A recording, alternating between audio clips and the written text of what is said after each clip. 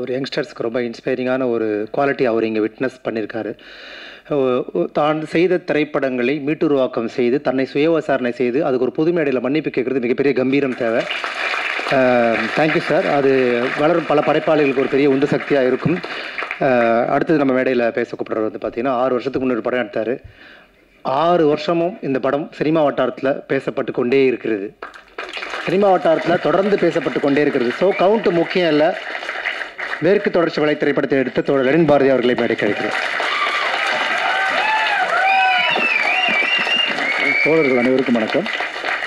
முதல் நாள் துவக்க நிகழ்ச்சியில் சொன்னதுதான், இது வந்து ஒரு என்ன சொல்கிறது, ரொம்ப சந்தோஷமாக இருந்துச்சு. இந்த 5 நாளுமே புது புது முகங்கள், அதுதான் ரொம்ப பயங்கர எனர்ஜியாக இருந்துச்சு. நம்ம பொதுவாக வெளியில் ஒரு குற்றச்சாட்டு இருக்குல்ல, இன்றைக்கி யங்ஸ்டர்ஸ் வந்து பொலிட்டிக்கலாக இருக்க மாட்டுறாங்க, யங்ஸ்டர்ஸ்க்கு வந்து ரசனை இல்லை, அவங்க வந்து கமர்ஷியலாக பார்க்குறாங்க, அப்படிலாம் இல்லை. அதெல்லாம் தகர்க்கிற மாதிரி அவ்வளோ இளைஞர்கள் வந்து இதில் வந்து பங்கேற்றது வந்து பயங்கர எனர்ஜியாக இருந்தது. உட்காரதுக்கு இடம் இல்லை.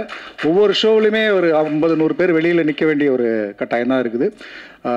ரஞ்சித் தோழர் வேலையில் இருந்த போதும் கூட இது ரொம்ப நேர்த்தியாக நடத்தப்பட்டுச்சு. அதுதான் பயங்கர சந்தோஷமாக இருந்துச்சு.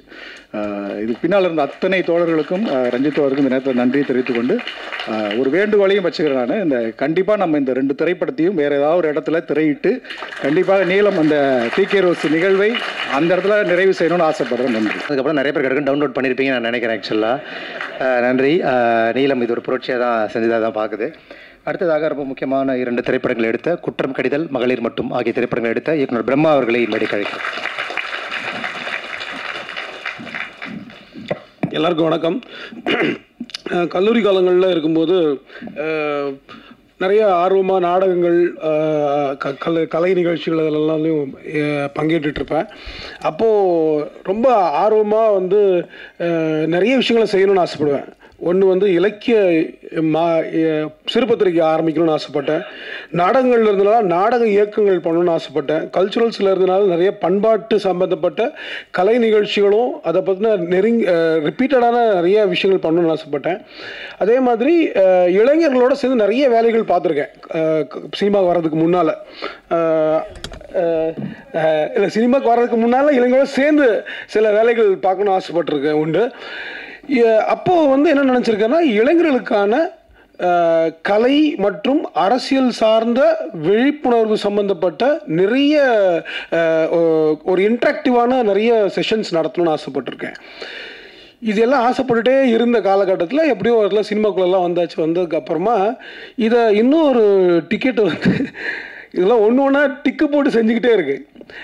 நீலம் பண்பாட்டு மையம், கூகை, அதுக்கப்புறம் வந்து இசை நிகழ்ச்சிகள், நாடக இயக்கங்கள். ஒரு கட்டத்தில் என்னன்னா இது நம்ம பண்ணணும்னு நினச்சதில் ஒருத்தர் பண்ணிட்டே இருக்காரு. அப்புறம் எனக்கு ரொம்ப மகிழ்ச்சி ஆயிடுச்சு. இப்போ என்ன ஆகிப்போச்சுன்னா, இது வந்து ரஞ்சித்தோடது கிடையாது, இது என்னோடது. இது என்னோடதுங்கிற அந்த உரிமையோடு தான் நான் ஒவ்வொரு முறையும் இதை பயங்கரமாக ரசிச்சுட்டு இருப்பேன். இது என்னோடய நண்பர்களுக்கு எல்லாருக்குமே தெரியும். ஏன்னா இதெல்லாம் நாங்கள் ரெகுலராக பேசிகிட்டே இருந்தோம் கல்லூரி காலங்களில், அதுக்கப்புறமா வேலை பார்த்த காலங்கள்லாம். இப்போ இதோடைய பரிமாணமாக இப்போ இவ்வளோ பெரிய கூட்டம் வந்து இதை பார்க்குது அப்படிங்கிறது ரொம்ப பெரிய மகிழ்ச்சியான ஒரு விஷயமா இருக்குது. காரணம் என்னென்னா, நான் வந்து சினிமாவுக்கு வந்ததுங்கிறது உண்மையிலே ஒரு வித்தியாசமான ஒரு விபத்து தான். அது ஒரு சூழ்நிலை காரணமாக நான் சினிமாக்குள்ளே வந்தேன். வேறு நானுடைய சோஷியல் ஒர்க்குங்கிற மாதிரியான விதங்கள்லையும் நாடகங்கள்லையும் தான் நான் வேலை பார்த்துட்டு இருந்தேன். ஆனால் அந்த வகையில் எனக்கு வந்து ஃபெஸ்டிவல்ஸ்லாம் எனக்கு வந்து தெரியவே தெரியாது. குற்றம் கடிதல் வந்து முதல்ல ஃபெஸ்டிவலுக்கு போகும்போது தான் ஃபெஸ்டிவல்லாம் ஒன்று இருக்கும். எனக்கு தியேட்டர் ஃபெஸ்டிவல் தெரியும், ஆனால் ஃபிலிம் ஃபெஸ்டிவல் இருக்குங்கிறது எனக்கு தீபாவளி பொங்கலை தவிர நமக்கு இந்த ஃபெஸ்டிவல்லாம் தெரியவே தெரியாது. இப்போ குற்றம் கடிதல் எடுத்ததுக்கப்புறமா அதுக்கப்புறம் வந்து கொஞ்சம் கொஞ்சமாக நான் வந்து என்னை புரிஞ்சுக்க ட்ரை பண்ணுறேன். எனக்கு சினிமா கூட இருக்கக்கூடிய தொடர்பை புரிஞ்சுக்க ட்ரை பண்ணுறேன். அதுக்கப்புறமா குற்றம் கடிதல் ஃபெஸ்டிவல்ஸ்க்கு போகும்போது தான் அந்த ஃபெஸ்டிவலில் நிறைய படங்களை பார்க்க ட்ரை பண்ணிகிட்ருக்கிறேன். இப்போ வசந்தபாலன் சார் சொல்லிட்டு இருந்தார், அவரை வந்து செதுக்குனது வந்து ஒரு ஃபிலிம் ஃபெஸ்டிவல் தான் அப்படிங்கிறது ரொம்ப முக்கியமான ஒரு விஷயமா நான் பார்க்குறேன். காரணம் என்னென்னா, ஒரு இயக்குனருக்கு வந்து எதுவுமே முக்கியம் இல்லை. ஒன்று ரொம்ப முக்கியமாக நான் நினைக்கிறேன், விஷன். அவர் ஒரு படத்துக்கு எடுத்துக்கிற விஷன் ஆகட்டும், அவரோட என்டையர் கரியருக்கு அவர் எடுத்துக்கிற ஒரு விஷன் இருக்குல்ல, அது ரொம்ப ரொம்ப ரொம்ப முக்கியமானதாக இருக்குன்னு நினைக்கிறேன். அந்த விஷனை வந்து உங்களுக்கு ஸ்கல்ப்ட் பண்ணுறதுக்கு, அதை வந்து செதுக்கிறதுக்கு இந்த மாதிரியான ஃபிலிம் ஃபெஸ்டிவல்ஸ் ரொம்ப முக்கியமாக அவசியமாக இருக்கும்னு நான் நம்புகிறேன். ஏன்னா இவ்வளவு நிறைய படங்களை நம்ம மக்களோட இதை வந்து ஃபிலிம் ஃபெஸ்டிவல்ஸ்க்கு வரக்கூடிய நண்பர்களாகட்டும், ஃபிலிம் ஃபெஸ்டிவல்ஸ்க்கு வரக்கூடிய படங்களை தயாரிக்கிறவங்களாகட்டும், இல்லை வந்து அதை இயக்கிறவங்களாகட்டும், இவங்க எல்லாருக்கும் வந்து மக்கள் மேலே ஒரு மிகப்பெரிய அன்பு, மக்கள் மேலே ஒரு தன்னோட சக மக்களோட பெரிய அன்பு இருந்தால் மட்டும்தான் இது எல்லாமே நிகழும். அப்போது இதுக்கு அகைன்ஸ்டாக நடந்துக்கிட்டு இருக்கிற அவ்வளோ படங்களுக்கு மத்தியில் இவ்வளவு திரைப்படங்களை உருவாக்கி அதை பார்க்கறதுக்கு நம்ம எல்லாரும் கூட்டமாக சேர்ந்துருக்கோம். அதுக்கு இடம் கொடுக்கறதுக்கு, அதை உருவாக்கி கொடுக்கறதுக்கு இன்னும் சில தோழர்கள் இயங்கிக்கிட்டு இருக்காங்க. அப்படிங்கிறது வந்து ஒரு பெரிய விஷயமா நான் அதை பார்க்குறேன். அதாவது இன்னொரு முக்கியமான விஷயம் என்னென்னா, எனக்கு நேற்று என்னோட மகன் வந்து 10ஆம் கிளாஸ் படிக்கிறாரு. அவர் வந்து இந்த பேட்டில் ஆஃப் அல்ஜீர்ஸ் படத்தை பார்க்கறதுக்காக அனுப்பியிருந்தேன் நான். எனக்கு அதில் ஒரு சின்ன குழப்பம் இருந்துச்சு. என்ன, அந்த படம் பழைய படமாச்சு, நமக்கு பிடிச்சது ஓகே, ஆனால் வந்து நம்ம பையனுக்கு பிடிக்குமா அப்படிங்கிற ஒரு ஆர்வத்தோடு அனுப்பியிருந்தேன். ரொம்ப நேரமாக இன்ஸ்பயர் ஆகி பேசிகிட்டே இருந்தாப்புல. எனக்கு அது ஒரு மிகப்பெரிய ஒரு வாய்ப்பாக பார்த்தேன் நான். இந்த மாதிரியான ஒரு பள்ளி மாணவனை இன்ஸ்பயர் பண்ணக்கூடிய படங்களுக்கான ஸ்பேஸ் வந்து சென்னையில் நமக்கு இன்றைக்கி இருக்குதுங்கிறது அவ்வளவு பெரிய முக்கியமான ஒரு விஷயமாக நான் நம்புகிறேன். இன்றைக்கி இருக்கக்கூடிய சமூக காலகட்டத்தில், இன்றைக்கி இருக்கக்கூடிய அரசியல் காலகட்டத்தில் இந்த மாதிரியான திரைப்பட விழாக்கள் மிக மிக முக்கிய பங்கு வகிக்கின்றன. காரணம் என்னவென்றால், அதை ஒரு லைவ் வயர்னு சொல்லுவாங்க. நமக்கு வந்து நம்மளுக்கு எதிரான ஒரு சக்தி இயங்கிக்கிட்டே இருக்கு, அதிகமான இயங்கிக்கிட்டே இருக்கிற நேரத்தில் நம்ம இதை விட்டுடாம மீண்டும் மீண்டும் செஞ்சுக்கிட்டே இருக்க வேண்டிய அவசியம் இருக்கு. அந்த ஒரு லைவ் வயர் இப்போ நம்ம பார்த்துக்கிட்டு இருக்கோம். அந்த வகையில் ராம் சார் சொன்ன ஒரு விஷயத்தை தான் நான் சொல்லணும்னு ஆசைப்படுறேன். காட்டுத்தனமாக படம் எடுங்க அப்படின்னு காட்டுத்தனமாக படம் எடுங்க அப்படின்னு. அப்படிப்பட்ட காட்டுத்தனமான படங்களை பண்ணுவதற்கு இந்த திரைப்பட விழா நிச்சயமாக ஒரு பெரிய ஒரு பங்கை ஆற்றும் என்று நம்புகிறேன். அதை உருவாக்கி கொடுத்த ரஞ்சித்துக்கும் தோழர்களுக்கும் நன்றி. எங்களுடைய நன்றி, தேங்க்யூ. அடுத்ததாக நம்ம பேச அழைக்கிறது யாருன்னா, பொதுவாகவே ஒரு படம் மொக்கையாக இருந்தால் கொரட்டை விடும், ஆனால் கொரட்டையை வச்சே 8 படம் கொடுத்த நம்ம இயக்குனர் விநாயகர் சந்திரசேகரன் அவர்களை மேடைக்கு அழைக்கிறேன். Please come on stage. எல்லாருக்கும் வணக்கம். லைட்டாக பயந்துருச்சுன்னு, படம் மொக்கே ஆயிடுச்சுனோடனே சரி ஓகே, ஆனால் எனக்கு படம் பிடிக்கல போல். சரி, ரொம்ப ரொம்ப சந்தோஷமாக இருக்குது. லைஃப்பில் நமக்கு ரொம்ப சந்தோஷமான மறக்க முடியாத தருணங்கள் நமக்கு எப்போ வரப்போகுதுன்னு நமக்கே தெரியாது. எனக்கு அந்த மாதிரி ஒரு நாள் தான் இன்றைக்கி. நான் சினிமாவுக்கு வரத்துக்கு மகேந்திரன் சாரோட திரைப்படங்கள், மகேந்திரன் சார் எவ்வளோ முக்கியமோ அதுக்கு இணையாக பாரஞ்சித்தன் ரொம்ப முக்கியமாக இருக்காரு. இது மேடையில் இருக்கான அண்ணன்ட்ட சொல்லணும் அப்படிங்கிறதுலாம் இல்லை.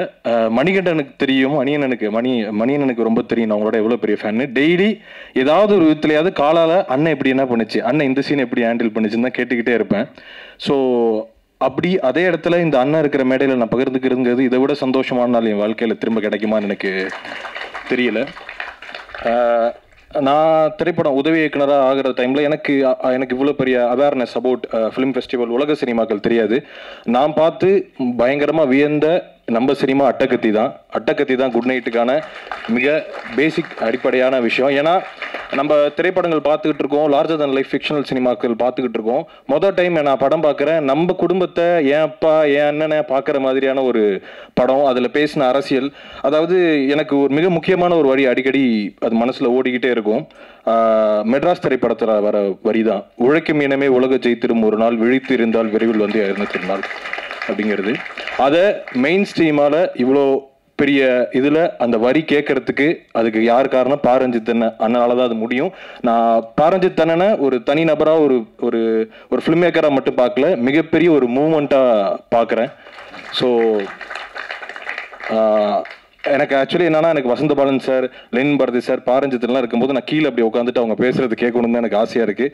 மேடையில் உட்காந்துருக்கும் போது எனக்கு பயம்தான் இருக்குது. ரொம்ப ரொம்ப சந்தோஷமாக இருக்குது. உங்களில் நானும் இருக்கணுன்ற ஆசையோட எங்கள் கீழே தான் உட்காரன்னு ஆசைப்படுறேன். இருந்தாலும் மேடை நாகரிகா இங்கே மேலே உட்காரேன்.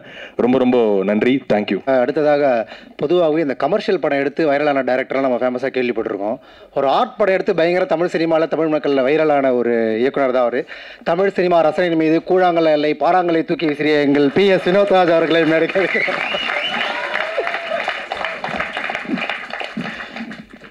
எல்லாருக்கும் வணக்கம். ரொம்ப சந்தோஷமா இருந்துச்சு. என்னன்னா நான் வந்து ஃபெஸ்டிவல் போய் இங்கேயும் தலையா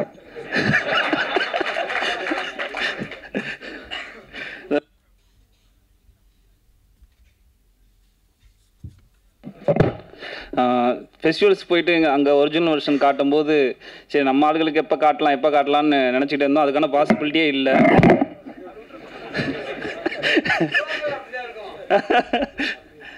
ஆனால் இங்கே வானம் ஃபிலிம் ஃபெஸ்டிவலில் வந்து என்னோடய ஒரிஜினல் வெர்ஷனை காட்டினதில் ரொம்ப ரொம்ப சந்தோஷமாக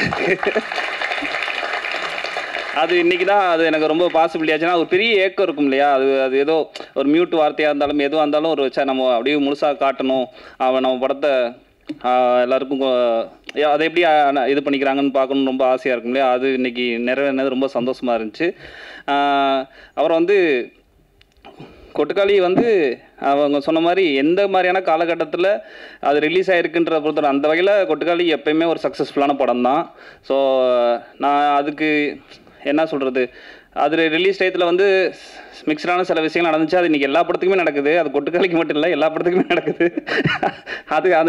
அதனால் அதையுமே நான் பெருசாக இல்லை. ஆடியன்ஸ்லேருந்து வரும்போது எனக்கு ஒரே ஒரு என்ன தான் தோணுச்சு, நான் முன்னாடியே சொன்ன மாதிரி அவங்களுக்கு ப்ராக்டிஸ் இல்லை, அதனால் அவங்களுக்குள்ள சின்ன கன்ஃபியூஷன்ஸ் வருது.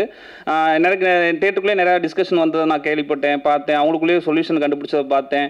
அதுக்கப்புறம் வந்து கேள்வியாக வரும்போதும் சரி ஒரு கட்டத்தில் அவங்களே வந்து யோசிக்க தானே சொன்னான் அப்படின்ட்டு போயிட்டாங்கன்றதையும் பார்த்தேன்.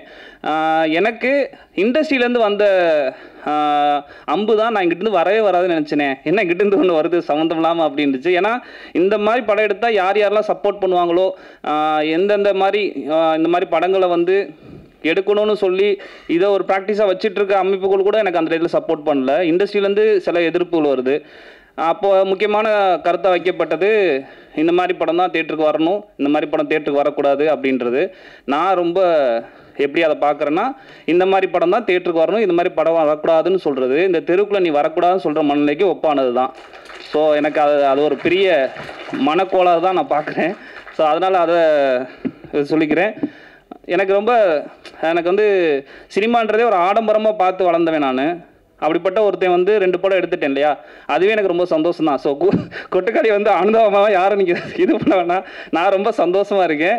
எனக்கு தொடர்ந்து அடுத்தடுத்து வாய்ப்புகள் கிடைக்கும்போது நான் தொடர்ந்து இது பண்ணிட்டு போயிடலாம். இந்த 2 படம் எடுத்ததே எனக்கு பயங்கர சந்தோஷம் தான். அப்படி இல்லையா திரும்பி போய் 10 லட்ச ரூபாய் படம் எடுப்பேன், எனக்கு ஒரு பிரச்சனையும் கிடையாது. இன்றைக்கி அதை விட நண்பர்களுக்கு அவ்வளோ பேர் சேர்ந்துருக்காங்க. ரஞ்சிதண்ணே எனக்கு கொடுத்துருவாரு, ஒன்றும் பிரச்சனை. இங்கே இருக்க அருணனை கொடுத்துருவாரு, யாரும் அவ்வளோ ஃப்ரெண்ட்ஸ் இருக்காங்க எனக்கு. அதனால நான் ரொம்ப சந்தோஷமாக இருக்கேன். கொட்டுக்காளி வந்து நான் இன்னொன்று சொல்கிறேங்க, கொட்டுக்காளி வந்து முதல்ல தமிழ்லேருந்து செலக்ட் ஆன, பெர்லினில் செலக்ட் ஆன 74 வருஷம் நடக்கிற ஃபெஸ்டிவலில் வந்து முதல் தமிழ் படமாக செலக்ட் ஆச்சு. இது நீங்கள் எத்தனை கோடி கொடுத்து நீ என்னை வேல் ப்ரீமியர் பண்ண சொன்னாலும் பண்ண மாட்டான். அப்போ பாருங்கள் அது கொட்டுக்கோடி எவ்வளோ சம்பாரிச்சிருக்குன்னு. ஸோ அதெல்லாம் பெரிய ப்ரைடு. வரலாற்றில் அந்த இடம் கிடச்சிருக்குன்றதுல அது ஒரு பேனருக்காக இருக்கட்டும், நம்ம தமிழ் இண்டஸ்ட்ரிக்காக இருக்கட்டும், எல்லாருக்கும் சேர்த்து தான் அது ஒரு சந்தோஷத்தை கொடுக்கும். ஸோ எனக்கு அந்த மாதிரி நிறைய சக்ஸஸ் வந்துக்கிட்டே இருக்குது, நிறைய கமெண்ட்ஸ் வந்துட்டு இருக்கு. இன்றைக்கி படம் பார்த்தவங்களும் அவ்வளோ தூரத்துக்கு வந்து இன்றைக்கி படம் பார்த்தோம் நம்ம ஆடியன்ஸ் தான். ஸோ அவங்களுக்கும் அவ்வளோ பிடிச்சி பேசுனாங்க, ரொம்ப சந்தோஷமாக இருந்துச்சு. தொடர்ந்து இது நடக்கணும். அடுத்த வருஷம் படம் எடுத்துகிட்டு இருப்பேன், இல்லைனா படம் வந்து ஷூட் முடிச்சிருப்பேன். நான் அப்பயும் வந்து கலந்துக்கணும்னு ஆசைப்பட்றேன். இந்த இப்போ ஷூட் முடிச்சுட்டு வந்து உட்காந்துருக்காருல அது மாதிரி. நன்றி.